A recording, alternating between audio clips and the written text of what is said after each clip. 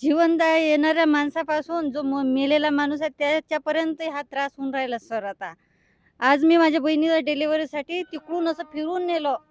तिला त्रास होऊन राहिला होता, पाय पण बाहेर आला होता बाळाचा. अन् माणूस मरते तर तसंच ठेवावं लागते ते लास आणि या गेट उघड्याची वाट पाहावी लागते. म्हणजे ते इतकी गर्दी होते तिकडे एका लग्नाचं वऱ्हाड इकडे आणि एका लग्नाचं वऱ्हाड तिकडे असते म्हटलं. एवढा त्रास होऊन राहिला. चिले-पिले आमची त्याचे शाळे वेळेवर पोहोचत नाही कधीच. खूप त्रास होऊ राहिला मॅडम. तुम्ही सांगा सरकारले हे करून टाका म्हणा हा पूल. अर्ध इथं बांधलं, अर्ध तिथं बांधलं. तिथून उड्या मारायच्या काय आम्ही ते अर्ध तिथं बांधून ठेवलेलं आहे. हे पूल काय शोकेससाठी ठेवले. याच्या झाडं लावा ना म्हणा मग आता शोकेससाठी असतील तर.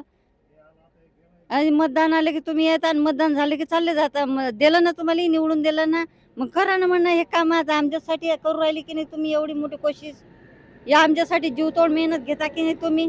मग हे आमच्या न्यूतापड्या नगरवासी आहे काय म्हैसा मूर्तिजापूर तिकडले लोकांचाही मार्ग हाच आहे मॅडम. ते गोंगशी मुंगशी शिक्षक लोक इकडे राहतात, त्यांची शाळा आहे तिकडे खराब वगैरे, त्यांनी खूप त्रास आहे. तिकडून विद्यार्थी आहेत छोटे छोटे, त्यांनी खूप त्रास आहे याचा जायचा. हे लवकर करायला लावा बस. हात जोडून विनंती करतो सगळ्या लोकांची.